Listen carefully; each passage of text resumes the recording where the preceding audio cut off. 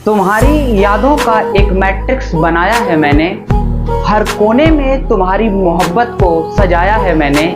मेरी जिंदगी के हर रो और कॉलम में बस तुम ही हो, इसीलिए तुम्हारे बिना अपने डिटरमिनेंट की वैल्यू शून्य पाया है मैंने।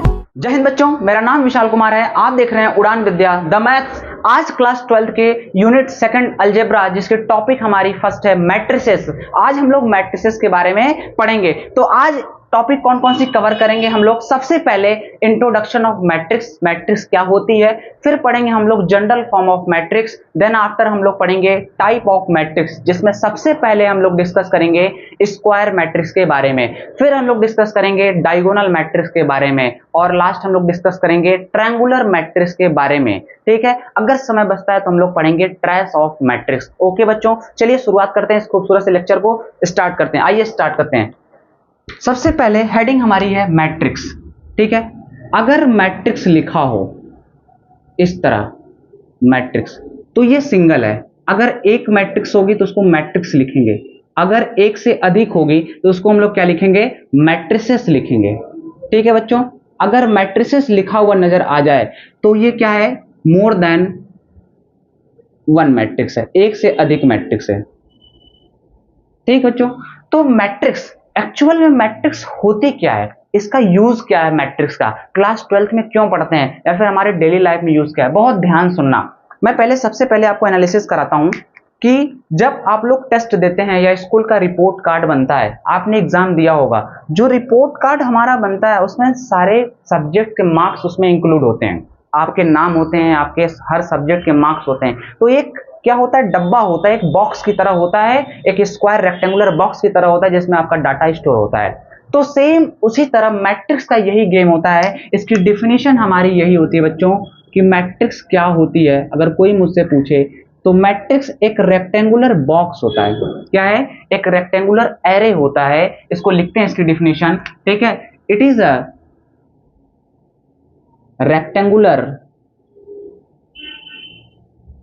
rectangular array in which we store information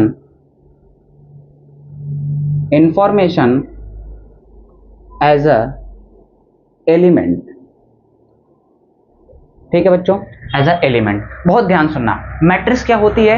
ये एक रेक्टेंगुलर एरे होता है या रेक्टेंगुलर बॉक्स होता है, जिसमें हम इंफॉर्मेशन को स्टोर करते हैं as a form of element. आप बहुत ध्यान सुनना, इट इज रिप्रेजेंटेड एज, ये कैसे दिखता है, इसको कैसे रिप्रेजेंट करते हैं?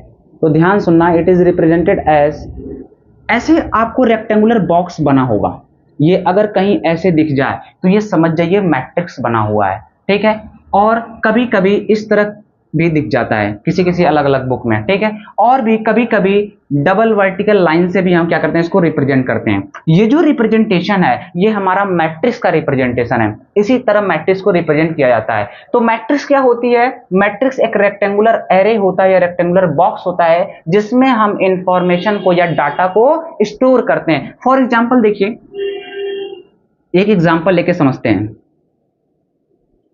समझना। हमने एक टेस्ट लिया पीसीएम का, हमने एक टेस्ट लिया फिजिक्स, केमिस्ट्री, मैथ का। ठीक है, इसमें 3 लोग मान लीजिए कौन है?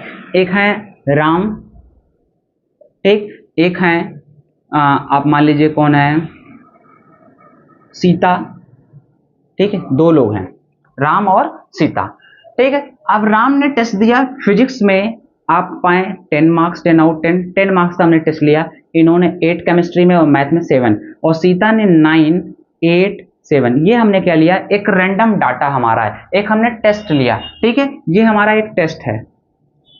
अब बहुत ध्यान सुनना, अब इस रॉ डाटा को अगर हम एक बॉक्स में बंद कर दें, देखिए 10, 8, 7, 9, 8, 7, इसको एक डब्बे में हमने बंद कर दिया। ठीक है, एक डब्बे में हमने बंद कर दिया और इसको एक नाम दे दिया ए, तो ये आपकी मैट्रिक्स बनके तैयार हो जाएगी। तो मैट्रिक्स क्या होती है? It is a rectangular array in which we store information as a element. तो इस तरह रिप्रेजेंट करते हैं, ये हमारी एक मैट्रिक्स बनके तैयार हो गई। अब शुरू करते हैं, ध्यान देखिएगा। अब हमारी अगली टॉपिक है ऑर्डर ऑफ मैट्रिक्स।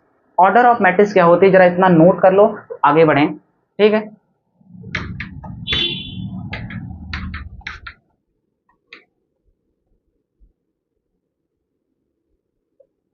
अब देखिए यही हमारी मैट्रिक्स थी, क्या थी, एक हमने मैट्रिक्स बना लिया। अब हमसे पूछता है ऑर्डर ऑफ मैट्रिक्स। टॉपिक हमारी क्या है, ऑर्डर ऑफ मैट्रिसेस। मैट्रिसेस का ऑर्डर क्या होता है, बहुत ध्यान सुनना। ठीक है, डायमेंशन ऑफ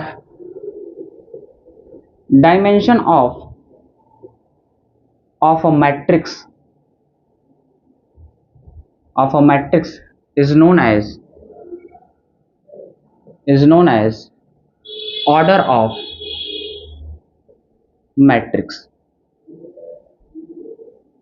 ठीक है, समझना कैसे लिखा जाता है। अगर ऑर्डर लिखा जाए तो ऑर्डर क्या होगा आपका, m/n होगा, वेयर m क्या होगा आपका, नंबर ऑफ रोज, और n क्या होगा आपका, नंबर ऑफ कॉलम्स। अब बहुत ध्यान सुनना, ऑर्डर ऑफ मैट्रिक्स का मतलब क्या है। देखिए, ऑर्डर ऑफ मैट्रिक्स का मतलब है डायमेंशन ऑफ मैट्रिक्स। जैसे एक कहानी आपको बताते हैं, मान लीजिए हमने एक स्क्वायर बनाया, ये रेक्टेंगल बनाया, मान लीजिए हमारे पास एक स्क्वायर है। ठीक है, कोई मुझसे पूछता है कि इसका ऑर्डर क्या होगा, इसका डायमेंशन क्या होगा, तो इसकी लेंथ मान लीजिए 2 मीटर है और ये 2 मीटर इसकी क्या है, ब्रेथ है। ठीक है, ब्रेथ और लंबाई चौड़ाई दोनों है। इसका क्या होगा, हम कैसे डायमेंशन पढ़ते हैं, 2/2 का बोलते हैं। कहते हैं ना 2/2 का एक स्क्वायर बनाइए। हम कहते हैं मान लीजिए एक ब्रिक से एक ईंट लिया हमने, ठीक, एक ईंट है, ईंट की डायमेंशन क्या है, मान लीजिए ये 2 है, ये 4 है। तो कोई मुझसे पूछता है कि ईंट की डायमेंशन क्या है, तो हम लोग क्या बताते हैं, 2/4 है। ठीक है, क्या है, 2/2 सेंटीमीटर की चौड़ाई है और 4 सेंटीमीटर की लंबाई है। तो ये हमारा क्या होता है, डायमेंशन होता है। इसी तरह मैट्रिक्स के केस में डायमेंशन क्या होता है, ध्यान सुनिए, एक एग्जांपल लेते हैं हम लोग। ठीक है, एक एग्जांपल लेते हैं, ये हमारे पास है ए मैट्रिक्स, जो सेम हम लोगों ने लिया था, 2 8 4 3 2 6, ये हमने एक मैट्रिक्स ले लिया। ठीक, अब इसका ऑर्डर क्या होगा, ध्यान सुनिए, जो हॉरिजॉन्टल लाइन होती है, ये देखिए, ये हमारी क्या है, हॉरिजॉन्टल लाइन। ठीक, ये हॉरिजॉन्टल लाइन है। ठीक है, इसको हम लोग क्या कहते हैं, रो कहते हैं। ये R1 है, ये R2 है, ये R3 है। ठीक है, ये वर्टिकल लाइन को क्या कहते हैं, कॉलम कहते हैं। ये C1 है, ये C2 है। ठीक बच्चों, अब बहुत ध्यान सुनना, लिख लेते हैं इसको, क्या है, हॉरिजॉन्टल लाइन। ठीक है, हॉरिजॉन्टल लाइंस कॉल्ड रोज। ठीक, vertical lines are called columns। ठीक है बच्चों, तो इसका ऑर्डर क्या हो जाएगा, ऑर्डर बहुत ध्यान सुनना, इसका ऑर्डर हो जाएगा आपका m/n हो जाएगा। मतलब यहां m और n, सबसे पहले m क्या है आपका, नंबर ऑफ रोज है, और n क्या है आपका, नंबर ऑफ कॉलम्स है। ओके बच्चों, ठीक, तो इसका ऑर्डर क्या हो जाएगा, m/n। यानी जनरली देखा जाए तो इसका ऑर्डर क्या हो जाएगा, मान लीजिए यही मैट्रिक्स हमारे पास है, क्या है, 2 8 4 3 2 6, यानी इसमें कितने रो हैं, 1 2 3। सबसे पहले रो को लिखते हैं क्रॉस। ठीक है, कितने कॉलम है, 1 2 कॉलम है, यानी इसका ऑर्डर क्या हो जाएगा, आपका ऑर्डर हो जाएगा आपका 3/2। समझिए क्या, तो ऑर्डर ऑफ मैट्रिक्स का मतलब क्या होता है कि इसमें कितने रो कितने कॉलम है, उसको रिप्रेजेंट करने का तरीका होता है। मतलब dimension of a matrix is known as order of the matrix. समझ गए बच्चों, यानी सबसे पहले रीड कैसे करते हैं इसको, m इंटू एन नहीं पढ़ना कभी भी, m इंटू एन नहीं पढ़ते हैं। क्या कभी आप पढ़ते हो इसको 2 इंटू 4, नहीं भाई, डायमेंशन है तो डायमेंशन का मतलब होता है कि कैसे रीड करोगे, 2/4 या 2x4 रीड करते हैं। तो आप कभी भी, जब भी हम आगे हम लोग पढ़ेंगे मैट्रिक्स के बारे में, तो मैट्रिक्स में याद रखना हमेशा जो डायमेंशन होगा या तो उसको m/n पढ़ेंगे या m×n पढ़ेंगे। इस मैट्रिक्स का ऑर्डर कितना है, 3/2 है या 3x2 है। ठीक, अब एक लास्ट और हमारे पास बचता है, अगर पूछता है मुझसे क्या है कि इसका टोटल नंबर ऑफ एलिमेंट इसमें कितने होंगे, टोटल नंबर ऑफ एलिमेंट्स कितने होंगे इस मैट्रिक्स में, बहुत ध्यान सुनना, टोटल नंबर ऑफ एलिमेंट्स कितने होंगे, याद रखना m इंटू एन होता है, कितना होता है, m इंटू एन हमारे क्या होते हैं, टोटल नंबर ऑफ एलिमेंट्स होते हैं, ठीक है। जरा ध्यान से देखना कैसे, देखो इसमें कितने एलिमेंट हैं, 1 2 3 4 5 6, 6 हैं, ठीक। अब बताओ कितने रो हैं, 1 2 3, कॉलम कितने हैं, 2 हैं, 3 इंटू 2 6 हुआ, तो इसके कितने हो जाएंगे भाई, इसमें नंबर ऑफ एलिमेंट्स कितने हो जाएंगे, नंबर ऑफ एलिमेंट्स इस क्वेश्चन में हो जाएगा आपका इस मैट्रिक्स में 3 इंटू 2 कितना हो जाएगा, 3 इंटू 2 बराबर 6। देखो 6 एलिमेंट हैं, तो जब कभी भी आपसे पूछे कि नंबर ऑफ एलिमेंट्स कितना है, तो क्या करिए, ऑर्डर को मल्टीप्लाई कर दीजिए, रो इंटू कॉलम कर दीजिए। लेकिन जब कभी भी आपसे ऑर्डर पूछे तो आपको क्या बताना, m बाई n या m क्रॉस n। सबसे पहले m को रिप्रेजेंट करेंगे, m जो हमारा है नंबर ऑफ रोज है, क्या है, नंबर ऑफ रोज है, और n जो है हमारा वो क्या है, कॉलम है, ठीक है। तो सबसे पहले रो को लिखते हैं, फिर कॉलम को लिखते हैं, ये हमारा रिप्रेजेंटेशन होता है मैट्रिक्स का, order of matrix. I hope समझ में आया होगा। अब अगला देखते हैं, अगला हमारा है जनरल रिप्रेजेंटेशन ऑफ मैट्रिक्स, ठीक है, जनरल फॉर्म ऑफ मैट्रिक्स, इतना नोट कर लीजिए, फिर आगे बढ़ते हैं, ठीक है बच्चों। अब देखिए बहुत प्यारा चैप्टर है, अगर आप आराम से पढ़ोगे तो बोर्ड्स में भी अच्छे मार्क्स आते हैं, और उसके साथ साथ IIT JEE में भी, NDA जैसे एग्जाम्स में भी इसके क्वेश्चन आते हैं बहुत अच्छे लेवल के, और आप निकाल पाओगे, सिंपल होते हैं, ठीक है बच्चों। तो अब हमारी हेडिंग है जनरल फॉर्म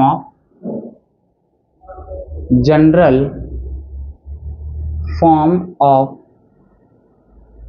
मैट्रिक्स, मैट्रिसेस। किसी मैट्रिक्स को जनरल फॉर्म में कैसे रिप्रेजेंट करते हैं, बहुत ध्यान सुनना। एक हमारे पास मैट्रिक्स जनरली हम बनाते हैं, ये हमारे पास मैट्रिक्स है, इसका ऑर्डर क्या है, m बाई n है। इसको रिप्रेजेंट कैसे करते हैं, बहुत ध्यान सुनिएगा। देखिए ऐसे बॉक्स में हमने बना लिया, ये हमारा क्या हो गया, एक बॉक्स हो गया, ठीक। हमेशा मैट्रिक्स एक रेक्टेंगुलर बॉक्स में होती है, रेक्टेंगुलर बॉक्स को ही मैट्रिक्स कहते हैं।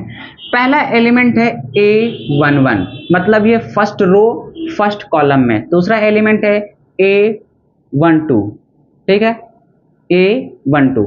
तीसरा है A13, ऐसे करते करते कहां तक है, A1n तक है।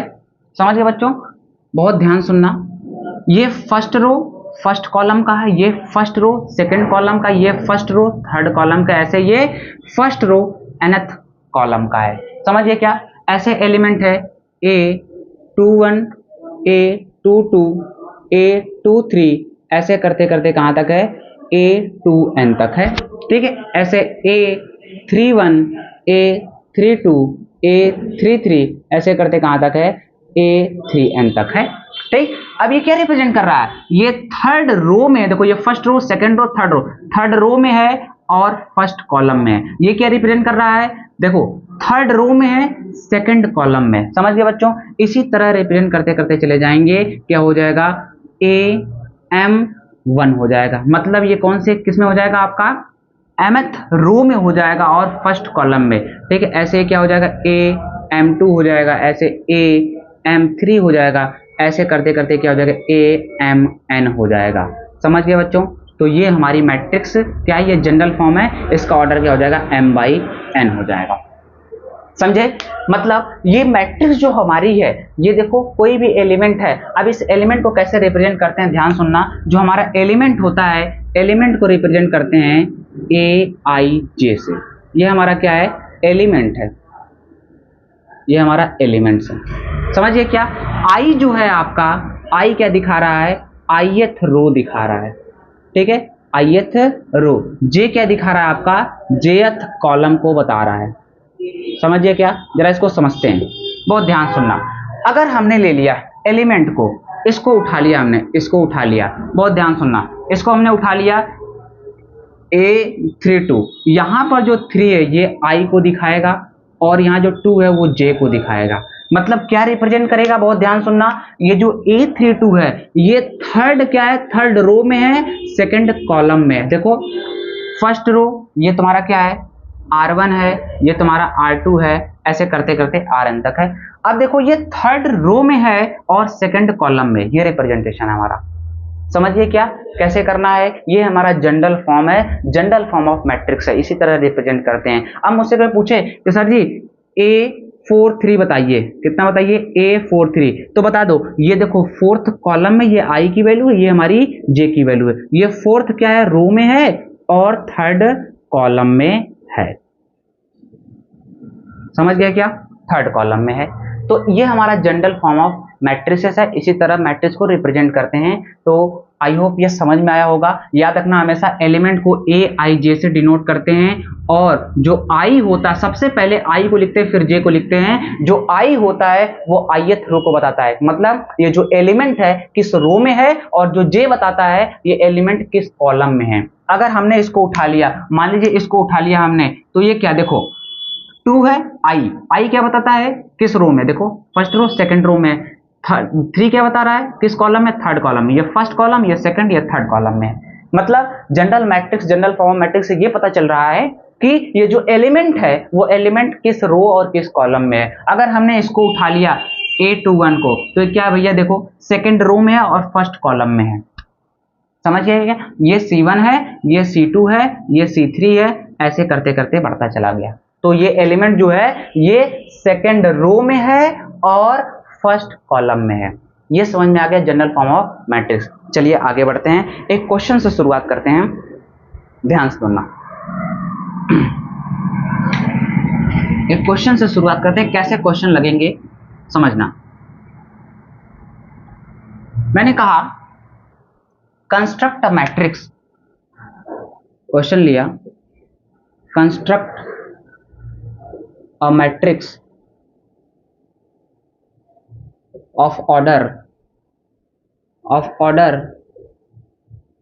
2 by 3 whose element A I J equal to क्या है I plus J upon 2 है। एक प्यारा सा क्वेश्चन है, इसको सॉल्व करते हैं। देखो इस तरह के प्रॉब्लम को सबसे पहले कैसे सॉल्व करोगे, ध्यान सुनना।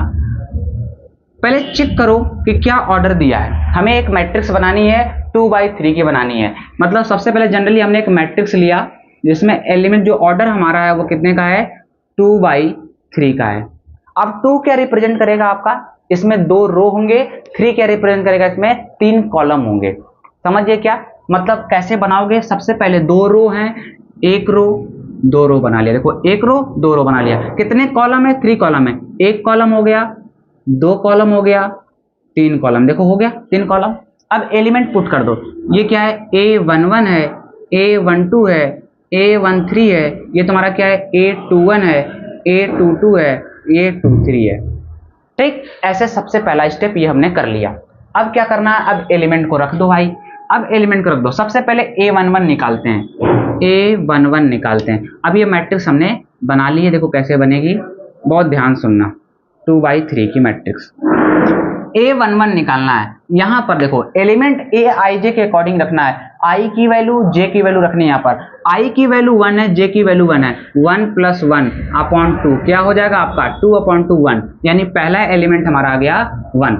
अब देखो A22 निकालना है, मतलब I की वैल्यू 2, J की वैल्यू भी 2 है। ठीक है, तो क्या रखोगे 2 + 2 अपॉन में क्या हो जाएगा 2, तो क्या वैल्यू आ जाएगी आपकी 2 आ जाएगी, यानी सेकंड एलिमेंट हमारा हो गया 2 हो गया। अब A13 निकालना है, तो I की वैल्यू क्या है आपकी 1 है और J की वैल्यू क्या है, ये आपकी J की वैल्यू है। तो क्या रख दोगे 1 + 3/2 कितना हो जाएगा 4/2 2 हो जाएगा, मतलब A13 कितना आ गया आपका 2 आ गया। समझिए क्या, इसी तरह हम लोग निकाल लेंगे A21 निकाल लेंगे, तो क्या हो जाएगा I की वैल्यू यहाँ पर क्या है 2 है, J की वैल्यू क्या है, ये I है आपका, ये आपका J है, तो क्या हो जाएगा 2 + 1/2 कितना हो जाएगा 3/2, तो ये आ गया आपका 3/2 आ गया। इसी तरह A22 निकाल लेंगे, तो क्या हो जाएगा I की वैल्यू 2, J की वैल्यू 2 कितना हो जाएगा 2 + 2/2 कितना हो गया आपका 2 हो गया, तो आपका A22 आ जाएगा 2 आ गया। A23 निकालना है, A23 तो कितना हो जाएगा I की वैल्यू 2, J की वैल्यू 3, 2 + 3/2 कितना हो जाएगा 5/2 हो जाएगा। तो आपका ये 5/2 आ गया। लीजिए आपकी रिक्वायर्ड मैट्रिक्स बनके तैयार हो गई। ये आपकी एक मैट्रिक्स बनके तैयार हो गई। तो इसी तरह मैट्रिक्स को बनाते हैं जनरल फॉर्म ऑफ मैट्रिक्स की मदद से। ओके बच्चों, तो ये हमारा तरीका था इस क्वेश्चन को सॉल्व करने के लिए। सबसे पहले क्या करोगे, आप मैट्रिक्स को इस तरह क्या करोगे, बनाओगे। समझिए क्या, पहले आप ऑर्डर लिखो। ऑर्डर में पहले चेक करो कि कितने रो हैं कितने कॉलम है। 2 रो हैं, 2 रो बना लिया। कितने कॉलम है, 3 कॉलम बना लिया। ठीक है, according to element, according to question, जो जो आई जे की वैल्यू होगी पुट करते जाओ, आपका एलिमेंट आता चला जाएगा और एट लास्ट मैट्रिक्स बनके तैयार हो जाएगी। ओके, ठीक है। एक क्वेश्चन मैं आपके लिए दे देता हूं। ठीक है, आपको क्या करना है, मैट्रिक्स तो बनानी है। ठीक है, मैट्रिक्स बनानी है। आप उसका ऑर्डर क्या है, ध्यान सुनना। ऑर्डर आपका है 3/4 का है। ठीक है, उसके एलिमेंट क्या है, ए आई जे क्या है आपका, I² J है। इसको बनाना है। ठीक है, दूसरा क्वेश्चन हम आप दे देते हैं। ऑर्डर क्या है आपका, ऑर्डर आपको बनाना है 3/1 का बनाना है। उसका एलिमेंट क्या है, ए आई जे क्या है आपका, I² + 2J/2 है। ये 2 क्वेश्चन आपको क्या करने हैं। ओके बच्चों, आई होप ये समझ में आया होगा। इसको नोट कर लीजिए बहुत अच्छे से। बहुत प्यारा चैप्टर है, सिंपल है, कर ले जाओगे। ठीक, जल्दी से नोट कर लीजिए इसको।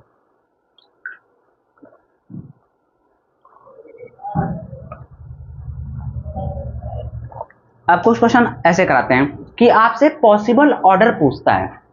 ठीक है, ध्यान देना। आपसे क्वेश्चन में पूछता है कि अगर मैट्रिक्स में इतने एलिमेंट, अभी क्या था आपके पास, ऑर्डर दिया था, आपसे मैट्रिक्स बनवा लिया।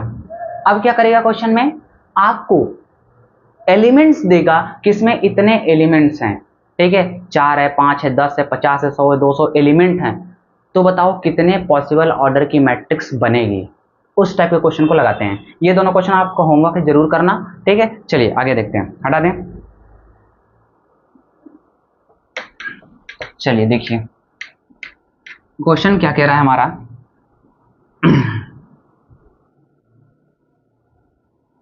क्वेश्चन ये है कि if a matrix have 8 elements, if a matrix have 8 elements, then find the possible orders। आपको ऑर्डर बताने हैं कि कितने कितने ऑर्डर की मैट्रिक्स बनके तैयार हो सकती है। ठीक है, कैसे करोगे, आपके मन में जनरली आएगा कि 8 एलिमेंट है। कितने हैं, 8 एलिमेंट्स हैं टोटल। ठीक है, तो आपको पता है कि फार्मूला था हमारा, टोटल एलिमेंट्स क्या होता था, m × n था। ठीक है, अगर पॉसिबल ऑर्डर बनाना है हमें तो क्या करेंगे हम, जनरली अगर छोटा है तो आप ऐसे सोच सकते हो। कैसे सोचोगे कि एक 4/2 की मैट्रिक्स बनेगी। ठीक है, एक 2/4 की मैट्रिक्स बनेगी। एक क्या बनेगी, 8/1 की मैट्रिक्स बनेगी। ठीक, एक क्या बनेगी, 1/8 की मैट्रिक्स बनेगी। इसके अलावा मैट्रिक्स बन पाएगी क्या, देखो देखो देखो, अगर एलिमेंट देखना है 8 एलिमेंट होने चाहिए। 4 × 2 8, 2 × 4 8, 8 × 1 8, 1 × 8 8। यही तो होता है। अरे यही फार्मूला था कि टोटल नंबर ऑफ एलिमेंट्स क्या था, m × n था। तो पॉसिबल ऑर्डर m/n में ही तो बनना चाहिए, है ना। तो m/n, एक बार हमने कितना रो लिया, 4 रो लिया। कितने कॉलम लिए, 2 लिए। फिर एक बार हमने 2 रो लिए, 4 कॉलम लिए। ये तो सिंपली छोटा था। आपके कितने पॉसिबल ऑर्डर बनेंगे, 4 बनेंगे। 1 2 3 4, 4 पॉसिबल ऑर्डर बनेंगे जब वो मैट्रिक्स 8 एलिमेंट रखेगी। अब मुझसे कोई पूछ दे कि सर जी इसी में क्वेश्चन देते हैं, क्वेश्चन नंबर 3, अगर उसके पास कितने एलिमेंट हैं, मान लीजिए 24 हैं। कितने हैं, 24 हैं। तो 24 को भी बना लोगे ऐसे, है ना। 6/4 की बनेगी, 4/6 की बनेगी, 24/1 की बनेगी। आपको एक हम तरीका बताते हैं, बहुत ध्यान सुनना। तरीका क्या है कि इसको फैक्टराइज कर दो। ठीक है, जैसे 8 है, 8 एलिमेंट्स है टोटल, 8 को फैक्टराइज कर दो। करोगे फैक्टराइज कितना होगा, 2 × 2 × 2 होगा। मतलब 8 को क्या लिख देंगे, 2 का क्यूब लिख देंगे। समझे क्या। अब जो यहां पर क्यूब लिखा है, हमसे पूछे कि टोटल पॉसिबल ऑर्डर पूछे आपसे, टोटल पॉसिबल ऑर्डर, तो जो पावर लगा है, ठीक है, उस पावर में क्या करना है, 3 + 1, मतलब टोटल कितने हो गए? 4 हो गए आपके। ठीक है, तो टोटल पॉसिबल ऑर्डर कभी भी पूछे आपसे तो फैक्टराइज करने के बाद जो पावर लगी उसमें 1 ऐड कर दो। अब देखो, अब हमारे पास 24 है। कितने हैं? 24 है। अब बताओ, इस 24 एलिमेंट्स अगर मैट्रिक्स के पास हैं तो इस मैट्रिक्स के कितने पॉसिबल ऑर्डर होंगे? जरा कंस्ट्रक्ट करके दिखाओ जल्दी से।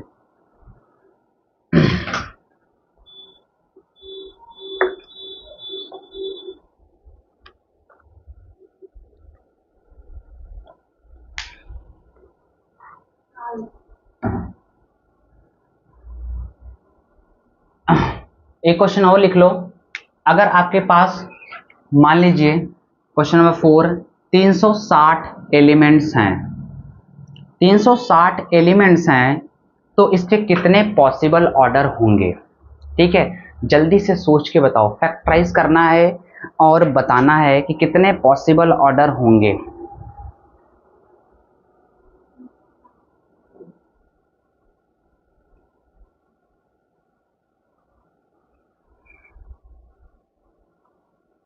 चलो देखो बच्चा, ध्यान से देखो, ये तो सिंपली था, हमारा 8 एलिमेंट्स थे इसमें। ठीक, अब देखो कैसे करेंगे। 24 था तो 24 को फैक्टराइज करते हैं। देखिए ध्यान से, इसको हटाते हैं। इसमें कितने पॉसिबल ऑर्डर थे? लिख लीजिएगा, 4 हैं। अब 24 एलिमेंट है, अब 24 को फैक्टराइज किया हमने तो कितने बनेंगे? बहुत ध्यान सुनना, 12, 6, 3, 1 हो गया। क्या फैक्टराइज बना? ध्यान सुनना, 24 को हमने फैक्टराइज करा तो 2 का क्यूब इंटू क्या है? 3 के पावर 1 है। यही है ना?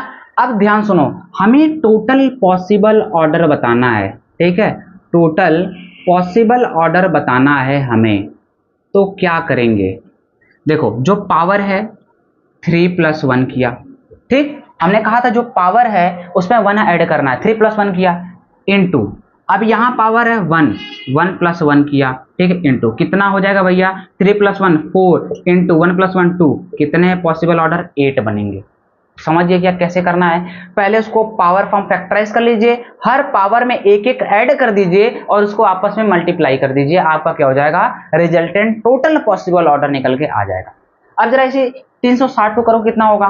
360 को जब बनाओगे तो क्या हो जाएगा? 2 के पावर 3 इंटू 3 के पावर 2 इंटू 5 के पावर 1। फैक्टराइज करके देखो, 2 के पावर 3 इंटू 3 के पावर 2 इंटू 5 के पावर 1 ही हमारा बनेगा। ठीक है, अब इसको करना है मुझे। अब देखो कैसे पॉसिबल ऑर्डर निकालोगे। 2 के पावर 3 है, मतलब 3 + 1 कर दो इंटू 2 में 1 ऐड कर दो। ठीक, फिर 5 के पावर 1 है, इसमें 1 ऐड कर दो। कितना हो जाएगा? 4 इंटू 3 इंटू 2, कितना हो जाएगा?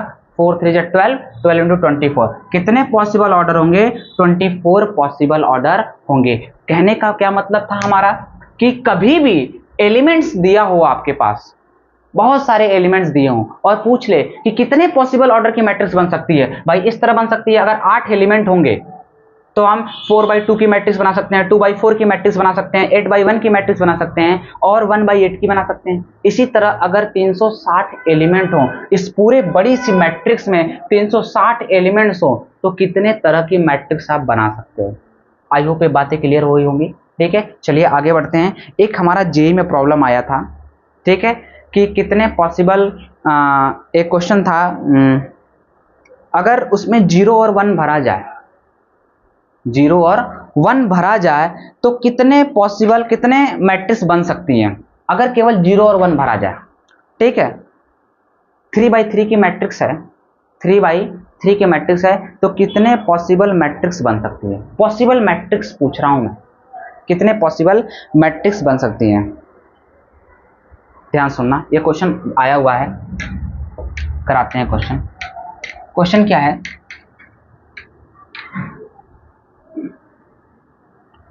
क्वेश्चन है हमारा, how many matrix are possible, how many matrix are possible, how many matrix are possible, how many matrices are possible if each entity is filled by 0 और 1, ठीक है। And matrix should be, matrix क्या होना चाहिए, matrix of order 3/3। एक NCERT का भी problem है ये, ठीक है, एनसीईआरटी में दिया है, ठीक है, और ये आया हुआ भी प्रॉब्लम है जेई में। मतलब हमें 3/3 की ही मैट्रिक्स बनानी है, 3/3 की ही मैट्रिक्स बनानी है, लेकिन उसके जो एलिमेंट होंगे 0 और 1 पुट करना है। तो बताओ 0 और 1 भर के कितने टाइप की मैट्रिक्स बना सकते हो। जैसे मैं तुम्हें एक सिखाता हूँ, एक ध्यान सुनना। अगर हम जनरली बनाते हैं एक मैट्रिक्स, मान लीजिए ए मैट्रिक्स बनाई हमने, 3/3 की बनाई, 3/3 की बनाई, 0 या तो 1 भरना इसमें है, हमने क्या भर दिया 1 1 1 0 0 0 1 0 1 भर दिया, एक मैट्रिक्स बन गई, 3/3 की है। दूसरी मैट्रिक्स ली हमने, क्या बना दिया हमने, 3/3 की बनाया, ठीक है, हमारा मन किया 1 1 1 0 0 0 0 0 0 भर दिया, ये भी तो मैट्रिक्स बन के तैयार हो गई। इसमें दोनों में अंतर है भाई, ये अलग मैट्रिक्स है, ये अलग मैट्रिक्स है, बस ऑर्डर सेम है। तो इसने कहा है क्वेश्चन में कि ऑर्डर शुड बी सेम, सभी मैट्रिक्स का ऑर्डर सेम होना चाहिए, लेकिन क्या होना चाहिए, उसमें जो मैट्रिक्स में एंटिटी भरी है आपने, एलिमेंट भरा है, वो एलिमेंट 0 या तो 1 ही भरना है, ठीक है। तो देखो कैसे करेंगे, अब तुम्हें सिखाते हैं ये क्वेश्चन को कैसे अटेम्प्ट करना है, ध्यान सुनो। अब हमारे पास मैट्रिक्स हमने लिया, ये मैट्रिक्स हमने लिया 3/3 की, यहां एक एलिमेंट, एक यहां, एक यहां, एक यहां, एक यहां, एक यहां पर, ऐसे हमने बना लिया, ओके। अब हमें एलिमेंट डालने 0 और 1। अच्छा बताओ इस पोजीशन पर कितने तरीके से हम डाल सकते हैं एलिमेंट को, या तो हम 0 पुट कर सकते हैं, ठीक है, या तो फिर हम इसमें 1 पुट कर सकते हैं। मतलब इस ब्लैंक को भरने के लिए कितने तरीके हैं, 2 तरीके। लो भैया 2 तरीका।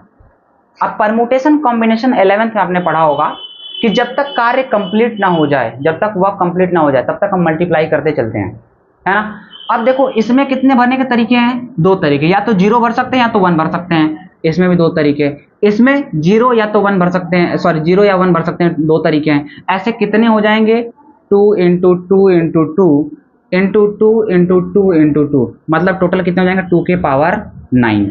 इतने मैट्रिक्स बन के तैयार हो जाएंगे। सिंपल सा क्वेश्चन था, ऑप्शनल क्वेश्चन था, बस क्या करना था इसमें, हमें ये देखना था कि 3/3 की मैट्रिक्स बनानी है, जिसमें ऑलमोस्ट हमें जो एंट्री भरनी है वो क्या होना चाहिए, केवल और 0 और 1 होना चाहिए। तो बताओ कितने मैट्रिक्स बन के तैयार हो सकती हैं, 2 की पावर 9 मैट्रिक्स बन के तैयार हो जाएंगे बच्चों, ठीक है, इतनी मैट्रिक्स बन के तैयार हो जाएंगी। तो इसको नोट कर लीजिए, ठीक। फिर आगे बढ़ते हैं, हेडिंग डालेगा type of matrix, type of matrix, heading हमारी है टाइप ऑफ मैट्रिक्स। चलो देखते हैं, बहुत प्यारा टॉपिक है।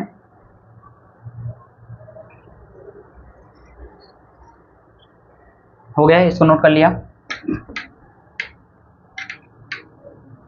टाइप ऑफ मैट्रिक्स, समझो, टाइप ऑफ मैट्रिसेस। जो मैट्रिसेस होती हैं, जो मैट्रिक्स होती है, वो कितने टाइप की होती है। सिंपली हम लोग पढ़ेंगे based on row and column, ठीक है, कॉलम और रो के बेस पे पढ़ेंगे। ध्यान से आप कॉपी को ऐसे करके लिखना, अगर मान लीजिए हमारी कॉपी है, ये हमारी कॉपी है, इसको ऐसे ना बनाना, इसको ऐसे कर देना, लैंडस्केप कर देना, यहाँ लिखना टाइप ऑफ मैट्रिसेस, और ये पूरा ऐसे कॉलम बनाते चलना, ठीक है, ऐसे ना लिखना, ऐसे करके मैट्रिक्स को लिखना, समझो। सबसे पहले मैट्रिक्स होती है, ध्यान सुनना, सबसे पहली मैट्रिक्स हमारी होती है रो मैट्रिक्स। क्या होती है, रो मैट्रिक्स होती है।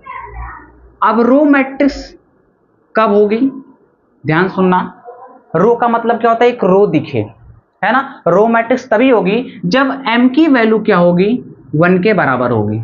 अगर m की वैल्यू 1 के बराबर है, समझाते हैं, देखो ध्यान सुनो, एक मैट्रिक्स हमने लिया, इसमें एक ही रो हो, केवल 2 3 4 5, ठीक। m की वैल्यू क्या है, 1 बाई कितने की है, 1 2 3 4 1/4 की मैट्रिक्स है। अब ये मैट्रिक्स है, देखो ये एक रो की तरह दिख रही है, क्या एक रो की तरह दिख रही है, तो ये कौन सी मैट्रिक्स हो जाएगी, रो मैट्रिक्स हो जाएगी, ठीक। अब रो मैट्रिक्स क्या होती है? जिसमें m की वैल्यू 1 हो उसे रो मैट्रिक्स कहेंगे। दूसरी मैट्रिक्स हमारी होती है कॉलम मैट्रिक्स। क्या होती है? कॉलम मैट्रिक्स होती है। अच्छा, कॉलम मैट्रिक्स क्या होती हैं?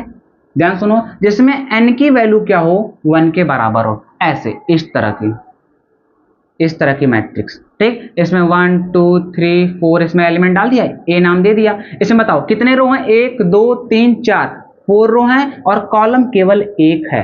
ये m, ये n की वैल्यू 1 होगी तो ये कॉलम मैट्रिक्स होगी। इसमें क्या था? इसमें यह था आपका कि इस तरह की मैट्रिक्स हो जिसमें m की वैल्यू क्या हो? m की वैल्यू 1 हो। समझिए क्या? तो इसको कहते हैं कॉलम मैट्रिक्स। एक हमारी और मैट्रिक्स होती है, ध्यान सुनना, जिसको कहते हैं वर्टिकल मैट्रिक्स। वर्टिकल मैट्रिक्स कहते हैं। अच्छा, वर्टिकल मैट्रिक्स क्या होती है? बहुत ध्यान समझना। वर्टिकल मैट्रिक्स पहले बनाते हैं। वर्टिकल का मतलब क्या होता है? बिल्कुल ऐसे सीधा। क्या हो? सीधा हो, इस तरह का फॉर्मेट हो, इस तरह का फॉर्मेट हो। तो ध्यान देना, वर्टिकल मैट्रिक्स कब होगी? जब m की वैल्यू n से ज्यादा होगी, जिसमें रो सबसे ज्यादा होंगे वो मैट्रिक्स वर्टिकल बन के आएगी। जैसे बनाते हैं, देखो m की वैल्यू ज्यादा होनी चाहिए, 1 2 3 4 5 6 3 2, ये देखो एक मैट्रिक्स बनाई हमने। अच्छा बताओ कितने रो हैं इसमें? 1 2 3 4। कॉलम कितने हैं? एक कॉलम, दो कॉलम, केवल दो कॉलम है, 4 रो है, मतलब m की वैल्यू ज्यादा है। अब देखो ये जो मैट्रिक्स है आपकी 4/2 की है, देखो रो ज्यादा है कॉलम कम है। अब देखो ये वर्टिकल की तरह दिख रही है, क्या बिल्कुल ऐसे लंबी दिख रही है, तो इसको कहेंगे वर्टिकल मैट्रिक्स जब m की वैल्यू बड़ी हो। एक और हमारी मैट्रिक्स होती है, वो क्या होती है आपकी? Horizontal matrix. हॉरिजॉन्टल मैट्रिक्स होती है। अब हॉरिजॉन्टल मैट्रिक्स क्या होती है? जब n की वैल्यू क्या हो? m से बड़ी हो, इस तरह का फॉर्मेट हो, इस तरह का ऐसे बना हो। अब देखो ये बड़ी सी ऐसे क्या दिख रही है? हॉरिजॉन्टल की तरह दिख रही है। समझिए क्या? तो ये हमारी हॉरिजॉन्टल मैट्रिक्स होती है जब n की वैल्यू m से बड़ी हो। तो इस एग्जांपल को लिख लेना, मैं हटा दे रहा हूं क्योंकि बोर्ड तुम्हारा इतना ही बड़ा है, लिखना ज्यादा है भाई, है ना। अब देखो एक और हमारी होती है, वो क्या होती है? मैं यहीं लिख दे रहा हूं, तुम यहां से लिखना इसके आगे। जब m की वैल्यू क्या हो? जब m की वैल्यू n के बराबर हो जाए तो इसको कहते हैं स्क्वायर मैट्रिक्स। क्या कहते हैं? स्क्वायर मैट्रिक्स कहते हैं। यानी स्क्वायर मैट्रिक्स क्या होती है? जिसमें number of rose number of column क्या हो? बराबर हो। समझिए क्या? जैसे ये हमारी ए मैट्रिक्स है, इसमें हमने लिया 2 4 1 3, इसमें देखो 2/2 की मैट्रिक्स है, इसमें रो भी बराबर है कॉलम भी बराबर है। अगर रो और कॉलम बराबर हो तो उनको क्या कहेंगे? स्क्वायर मैट्रिक्स कहेंगे। समझ गए? अब स्क्वायर मैट्रिक्स दो तरह की होती हैं। सबसे पहला क्या होती है, जो ध्यान सुनना, डायगोनल मैट्रिक्स। क्या होती है? डायगोनल मैट्रिक्स होती है, डायगोनल मैट्रिक्स। और एक और होती है, कौन सी होती है?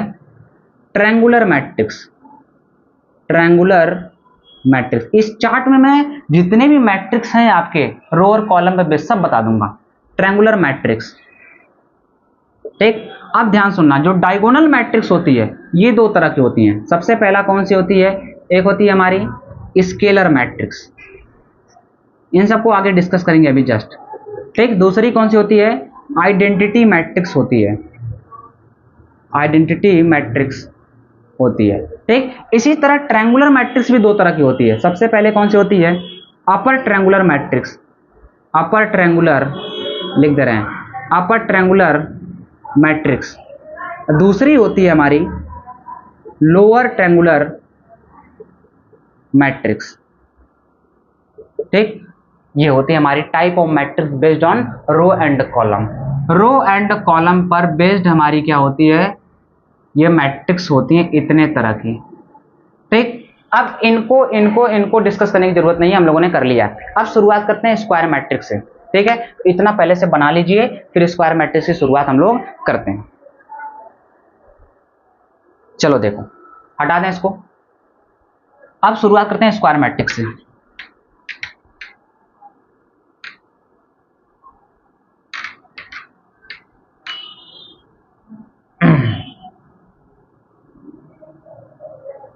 क्या है हमारी? Square matrix. Square matrix. Square matrix क्या होता है? जिसमें रो और कॉलम बराबर हो।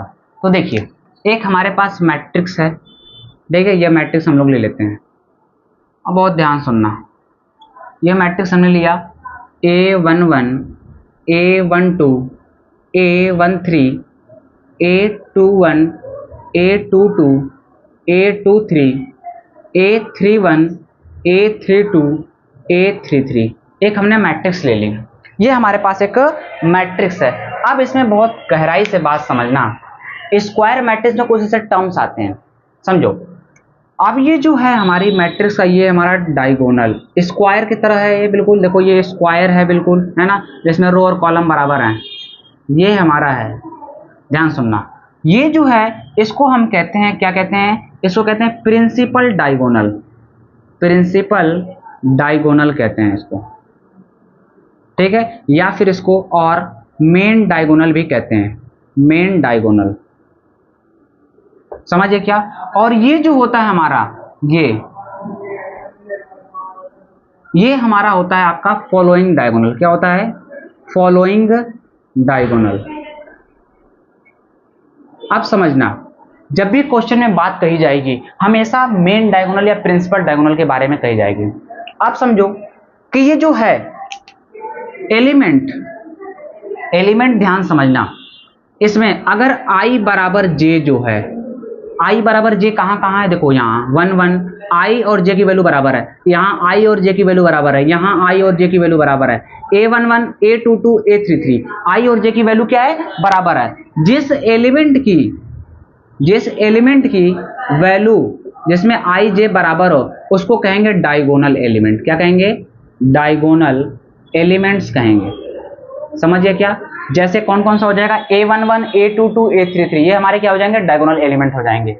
अब समझो, जिसमें i की वैल्यू j से बड़ी हो, i की वैल्यू j से बड़ी हो, उस एलिमेंट को क्या कहेंगे? देखो वो एलिमेंट क्या क्या होंगे, ध्यान सुनो। i j से बड़ी हो, i कहाँ है? देखो यहाँ 2 1 से बड़ी है, 3 1 से बड़ी है, 3 2 से बड़ी है कि नहीं? तो ये प्रिंसिपल डायगोनल के नीचे हैं सब। तो जो एलिमेंट्स होंगे lies below the diagonal, lies below the diagonal होंगे आपके। समझिए क्या?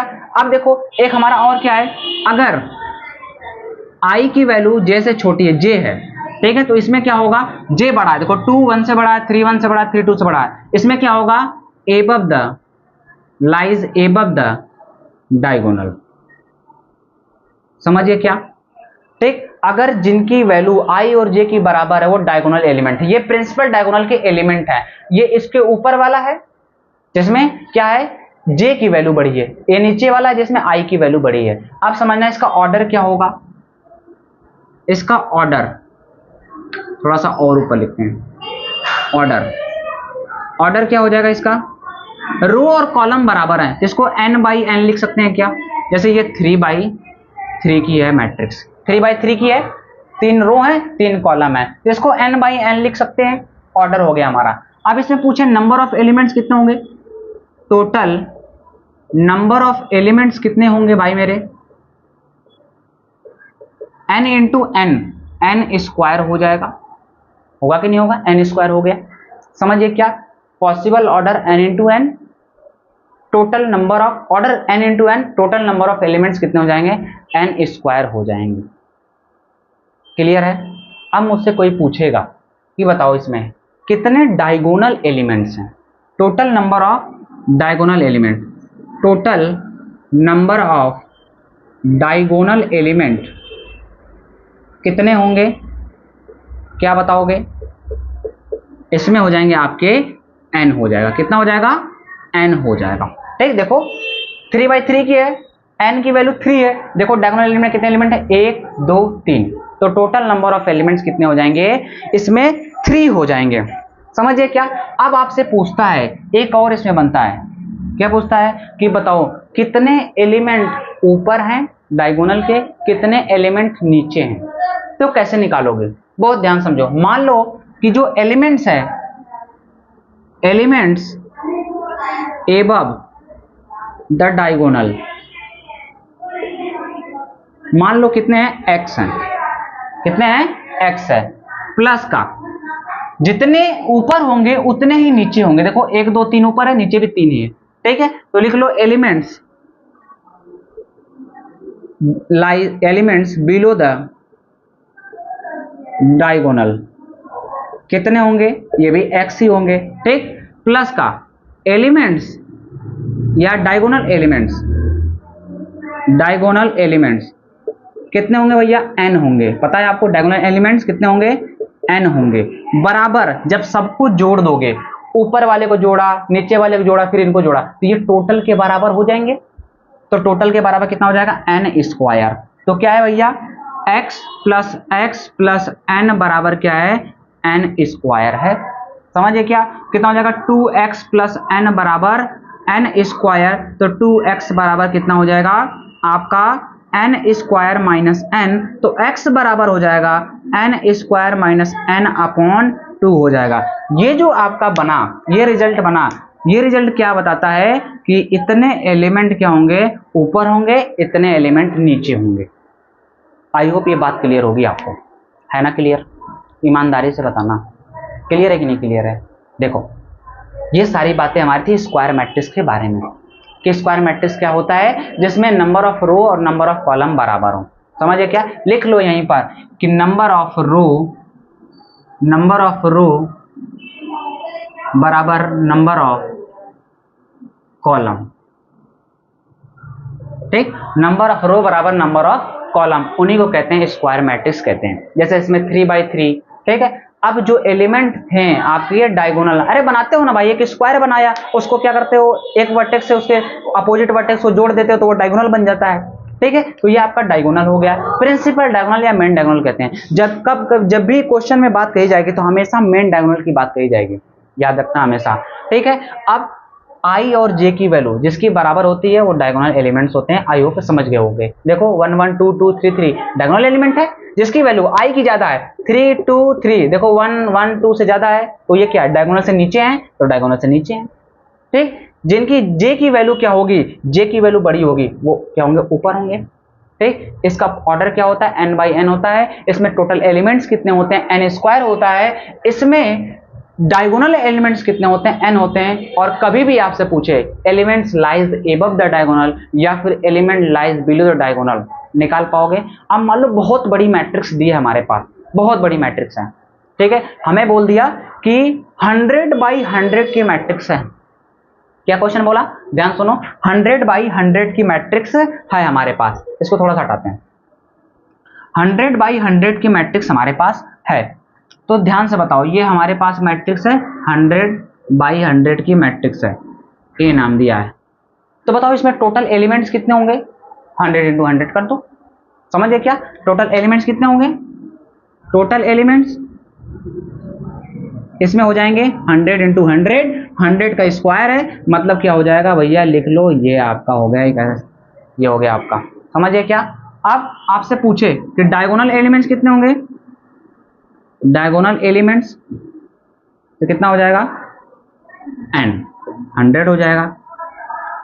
अच्छा टोटल एलिमेंट कितने हो गए भाई, ये हो गए, और डायगोनल एलिमेंट्स ये हो गए। समझिए क्या। अब कोई मुझसे पूछे कि कितने एलिमेंट्स नीचे हैं या कितने एलिमेंट्स ऊपर हैं, इस फार्मूले में लगा दो, क्या हो जाएगा, 10,000 माइनस n की वैल्यू क्या है, 100 है, अपॉन में 2 लगा दो, इतने एलिमेंट्स क्या हैं, एबव द डायगोनल। समझिए क्या, एबव द डायगोनल है, राइट। तो इस तरह का प्रॉब्लम है, छोटा छोटा प्रॉब्लम बनता है, बहुत टफ नहीं है ना। तो कभी भी स्क्वायर मैट्रिक्स के बारे में आपसे पूछे तो सबसे पहले याद रखना दिमाग में किसका रो और कॉलम बराबर होता है। अब देखो, अब इस पर बेस्ड, अब एक है कितने टाइप्स होते हैं इसके स्क्वायर मैट्रिक्स के, एक होता है डायगोनल मैट्रिक्स, एक होता है हमारा ट्रायंगुलर मैट्रिक्स। आइए डिस्कस करते हैं डायगोनल मैट्रिक्स। हटा दें इसको, नोट कर लिया भैया, स्क्रीनशॉट ले लो जल्दी से, इसका थोड़ा पानी पी लें हम।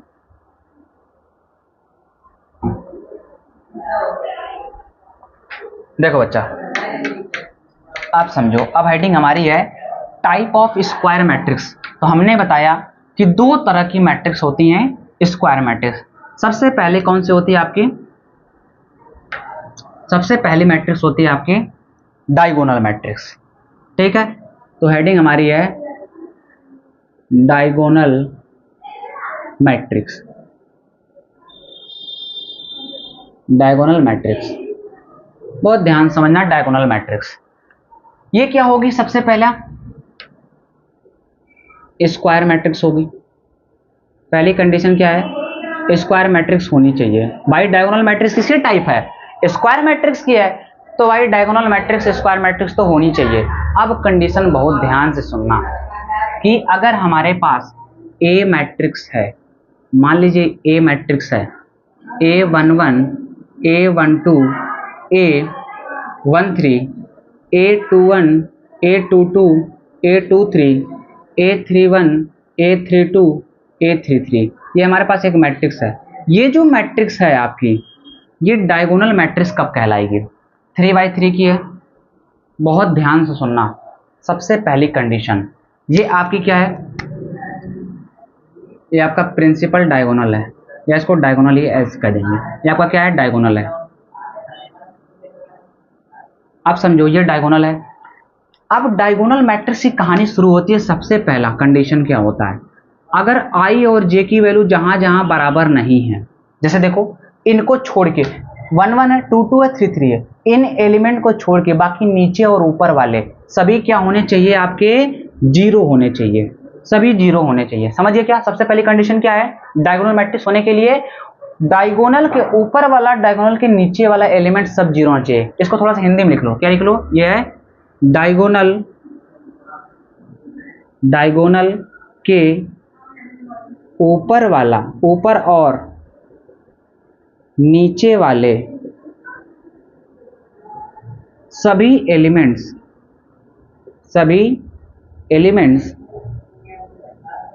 जीरो होने चाहिए। क्या होने चाहिए? जीरो होने चाहिए।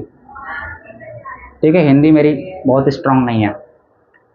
डायगोनल एलिमेंट्स के ऊपर और नीचे वाले सभी एलिमेंट्स क्या होने चाहिए? डायगोनल के जीरो होने चाहिए। डायगोनल के ऊपर और नीचे वाले सभी एलिमेंट जीरो होने चाहिए। ठीक है, दूसरी कंडीशन हमारी क्या है? दूसरी कंडीशन ये है, ठीक है, ये लिख लो कंडीशन। दूसरी कंडीशन ये है हमारी कि जो डायगोनल एलिमेंट है इसमें कम से कम एक क्या होना चाहिए? नॉन जीरो होना चाहिए। क्या होना चाहिए? कम से कम एक नॉन जीरो होना चाहिए। ठीक है, at least one element of diagonal must be non zero. समझिए कि दो ही कंडीशन है, इसमें सभी जीरो नहीं होने चाहिए, कम से कम एक क्या होना चाहिए? नॉन जीरो होना चाहिए। बहुत ध्यान सुनना, बनाते हैं एक एग्जांपल लेते हैं। इसके एग्जांपल देखना। पहला एग्जांपल लिया, ए मैट्रिक्स लिया। सबसे पहले क्या कर दो? यहां है, यहां है, यहां है। ठीक है, बाकी सब एलिमेंट को जीरो कर दो।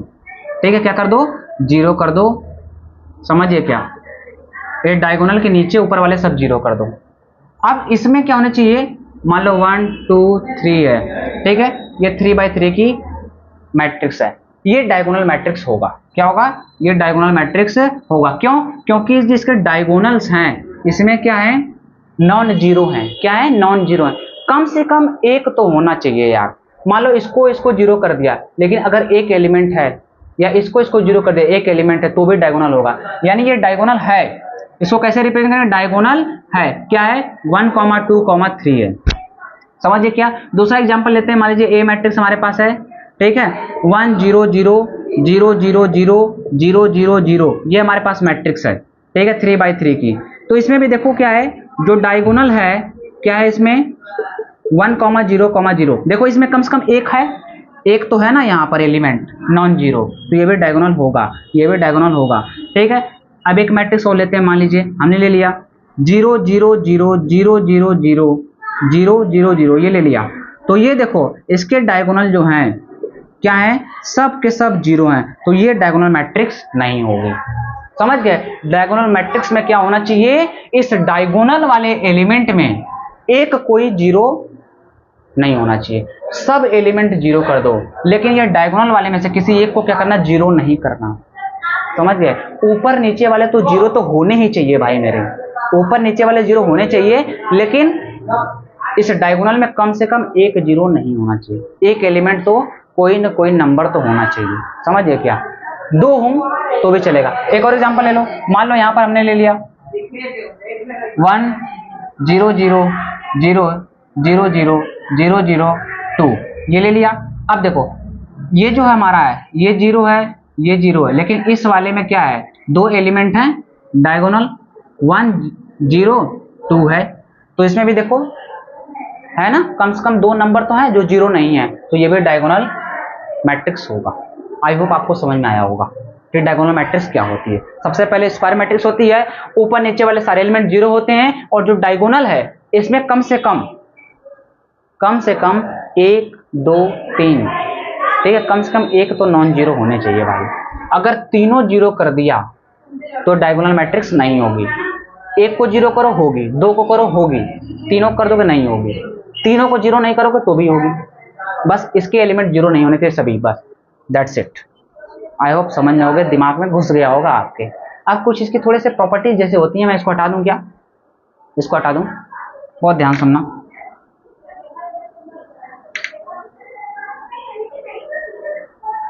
समझो, अगर हमारे पास एक मैट्रिक्स है, इसका डायगोनल जो है क्या है, मान लीजिए 1 2 3 है, ठीक है, ये हमारे पास मैट्रिक्स, इसका डायगोनल 1 2 3 है। अगर इस मैट्रिक्स के पावर n कर दोगे तो जो डायगोनल एलिमेंट हैं इसके भी पावर क्या हो जाएगा, 1 के पावर n, 2 के पावर n, 3 के पावर n हो जाएगा। समझिए क्या।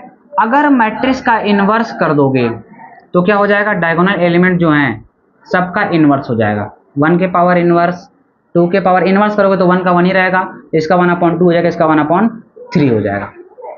अच्छा बताओ, ये बात क्लियर है। याद रखना कि ये सब तो एलिमेंट जीरो ही होंगे, बट डायगोनली तो हमारे पास होगा। जैसे एक मैट्रिक्स हमारे पास है, मान लीजिए ए मैट्रिक्स हमारे पास है 1 0 0 0 2 0 0 0 3। अच्छा ये डायगोनल मैट्रिक्स है, ऊपर नीचे जीरो है, इसमें जीरो नहीं है, तो ये 3/3 की मैट्रिक्स है। अगर इस मैट्रिक्स का हमने क्या कर दिया, ए के पावर 10 निकालो, कितना होगा, इस मैट्रिक्स के ए के पावर 10 निकालो, तो क्या कर दो भैया, बस सीधे सीधे डायगोनल वाले में क्या कर दो, 1 के पावर 10 टेक, 2 के पावर 10, 3 के पावर 10, ये बना दिया, वैल्यू आ गई, उस मैट्रिक्स में रख देना, आपकी आ जाएगी वैल्यू। समझिए क्या है ना। अब देखो, अगर आपसे डिटर्मिनेंट पूछ दे इस मैट्रिक्स का, आगे बताऊंगा डिटर्मिनेंट क्या होता है। अगर इस मैट्रिक्स का डिटर्मिनेंट पूछ दे तो जो भी डायगोनल है उनका क्या कर दो, मल्टीप्लाई कर दो, 1 × 2 × 3, कितना हो जाएगा, 6 हो जाएगा। समझ गए। तो ये 3 नोट्स करके आप लिख लेना। और एक नोट्स इंपॉर्टेंट है, बहुत ध्यान से सुनना, एक नोट करके लिखना, बहुत खूबसूरत नोट है, समझना। पहली नोट, अगर कोई मुझसे पूछे इस मैट्रिक्स में, डायगोनल मैट्रिक्स में मैक्सिमम नंबर ऑफ जीरो कितने होंगे, क्या पूछे, सबसे पहले मिनिमम नंबर ऑफ जीरो पूछे, मिनिमम नंबर ऑफ जीरो कितने होंगे। दूसरा नोट्स क्या है, मैक्सिमम नंबर ऑफ जीरोस कितने होंगे। तो कैसे बताओगे, ध्यान सुनो, ये जो मैट्रिक्स है मिनिमम कितने हो सकते हैं, ऊपर जीरो नीचे जीरो, इसमें सभी नंबर हो सकते हैं, तो केवल ऊपर और नीचे जीरो हो सकते हैं। लेकिन इसमें क्या है, इसमें भी जीरो मान लो नहीं है, इसमें सभी नंबर्स हैं जीरो को छोड़ के, तो मिनिमम नंबर ऑफ जीरो कितने होंगे, नीचे 3 ऊपर 3, है कि नहीं। अरे समझे कि नहीं समझे। और एक अगर मैक्सिमम पूछ दें तो इस डायगोनल वाले एलिमेंट को हटा दो, बाकी सब जीरो होते हैं, ये मिनिमम जीरो हो गए। मतलब अगर मिनिमम नंबर ऑफ जीरो पूछा जाए n² - n, क्यों, क्योंकि डायगोनल एलिमेंट कितने होते हैं, n होते हैं। अब मुझसे कोई पूछे कि मैक्सिमम नंबर ऑफ जीरो बता दो, तो n² - 1, क्यों, क्योंकि सब जीरो हो जाए, एक एलिमेंट को किसी को क्या कर लो, नॉन जीरो कर लो, तो भी क्या होगा, डायगोनल होगा। तो मैक्सिमम नंबर ऑफ जीरो पूछा जाए तो n² - n, और मिनिमम पूछा जाए तो n² - 1 होता है। इसमें n² - n है और मैक्सिमम में n² - 1। ये बात गहराई समझ में आ जाएगी। समझिए क्या। इनका एग्जांपल दिखा दें आपको, ध्यान सुनना। यहीं ले लेते हैं, इसको ऊपर वाले को हटा देते हैं, समझना। ये दोनों एग्जांपल जो लिखा है, ए मैट्रिक्स हमारे पास है 0 0 0 0 0 0 0 0। एक और मैट्रिक्स लेते हैं ए, 2 0 0 0 1 0 0 0 3, ये लिया। अच्छा बताओ ये 3/3 की है, ये 3/3 की है, बताओ ये डायगोनल मैट्रिक्स है। देखो इसके ऊपर भी 0 नीचे भी 0, इसमें एक कोई नॉन जीरो है, तो ये मैट्रिक्स होगी डायगोनल। इसमें देखो ऊपर 0 नीचे 0, इसमें भी क्या है, नॉन जीरो है, मतलब इसमें सब नंबर्स हैं, ये भी होगी। अब बताओ इसमें कितने जीरो मैक्सिमम, 1 2 3 4 5 6 7 8, टोटल कितने एलिमेंट, 9। 9 में से घटा दिया कितना हुआ, 8। 9 में से घटा दिया 8 हुआ। इसमें देखो मिनिमम कितने हैं, 3 नीचे 3 ऊपर, टोटल कितने हैं, 9। 9 में से 3 घटा दो कितना बचा, 6 है। ये फॉर्मूला लग गया। आई होप समझ में आया होगा डायगोनल मैट्रिक्स, ठीक है। तो इसको नोट कर लीजिए। आगे हम लोग डिस्कस करते हैं डायगोनल मैट्रिक्स कितने तरह की होती है, 2 तरह की होती है, ठीक है। कौन कौन सी होती है, स्क्वायर मैट्रिक्स, डायगोनल मैट्रिक्स और ट्रायंगुलर मैट्रिक्स होती है। और डायगोनल मैट्रिक्स 2 तरह की होती है, पहला होता है स्केलर मैट्रिक्स, दूसरा होता है आइडेंटिटी मैट्रिक्स, ठीक है। वो छोटा है, डिस्कस कर देते हैं उसको, हटा दें इसको।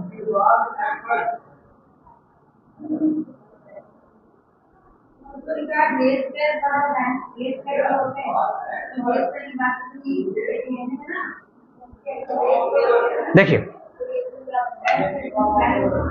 क्या होती है, सबसे पहले scalar matrix. Scalar matrix, scalar matrix क्या होती है समझना, बहुत ध्यान समझना। एक एग्जांपल लेते हैं, पहले एग्जांपल से ही बताते हैं। कोई मैट्रिक्स वो सबसे पहले क्या हो, सबसे पहले स्क्वायर मैट्रिक्स तो होनी चाहिए, स्क्वायर के बाद वो डायगोनल होनी चाहिए। क्या होनी चाहिए, डायगोनल होनी चाहिए, समझिए क्या। तो देख लो अब और क्या है, कहानी क्या है इसकी स्केलर मैट्रिक्स की। पहली कंडीशन होती है, पहली कंडीशन क्या होती है कि जो एलिमेंट हैं इसमें i और j जो हैं, i j बराबर नहीं है, वो तो एलिमेंट क्या होने चाहिए आपके, 0 होने चाहिए। मतलब डायगोनल के ऊपर वाला नीचे वाला सब 0 होना चाहिए, समझ गए। और जिनके i और j बराबर हैं उनके एलिमेंट क्या होने चाहिए, सेम होने चाहिए, बट 0 नहीं होना चाहिए, 0 नहीं होना चाहिए, समझिए क्या। आई बात समझ में। जैसे इसमें रख लिया मान लो 4 0 0 0 4 0 0 0 4 रख लिया। देखो नीचे ऊपर वाले सब क्या है, 0 है, लेकिन जो डायगोनल एलिमेंट है 1 1 2 2 3 3 वाले सब क्या है, सेम है, 4 4 4 है। ये तुम्हारा क्या हो जाएगा, स्केलर मैट्रिक्स, समझिए क्या।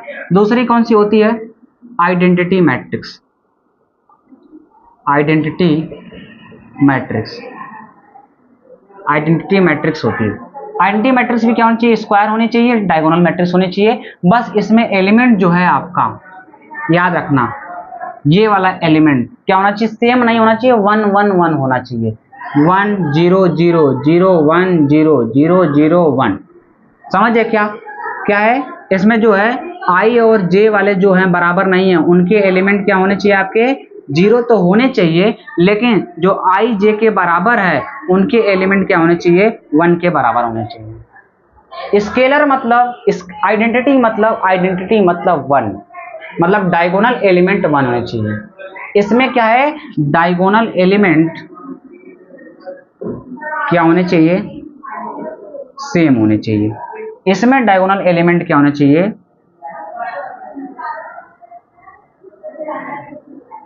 1 होने चाहिए, समझ गए। आई होप इतनी बातें क्लियर हुई होगी, ठीक है। अभी ट्रायंगुलर मैट्रिक्स है, लेक्चर बहुत लंबा हो जाएगा, बोरिंग सा हो जाएगा, तो हम लोग अगले लेक्चर में डिस्कस करते हैं। तो आज का लेक्चर जो है यहीं तक इसको रखते हैं, है ना। बहुत बड़ी टॉपिक, बहुत अच्छा चैप्टर्स है, इम्पोर्टेंट है, आई होप आपको समझना होगा, ठीक है, और अच्छे से कर पाओगे, इतनी बातें आई होप क्लियर होंगी, ठीक है बच्चों। तो इसको बहुत ध्यान से रख के चलना है, कोई दिक्कत ना हो, ठीक। कभी प्रॉब्लम हो तो आप पूछ सकते हैं, आपके लिए मैं एक नंबर दे दूंगा, आप वहाँ डाउट भेज सकते हैं, मैं आपको बताने के लिए तैयार रहूँगा। तो आई होप इतनी बातें क्लियर हुई होंगी, ठीक है। तो इसको ज़रूर ध्यान से देखें और समझें और इसका आंसर निकालें। ओके बच्चों, all the very best, thank you so much.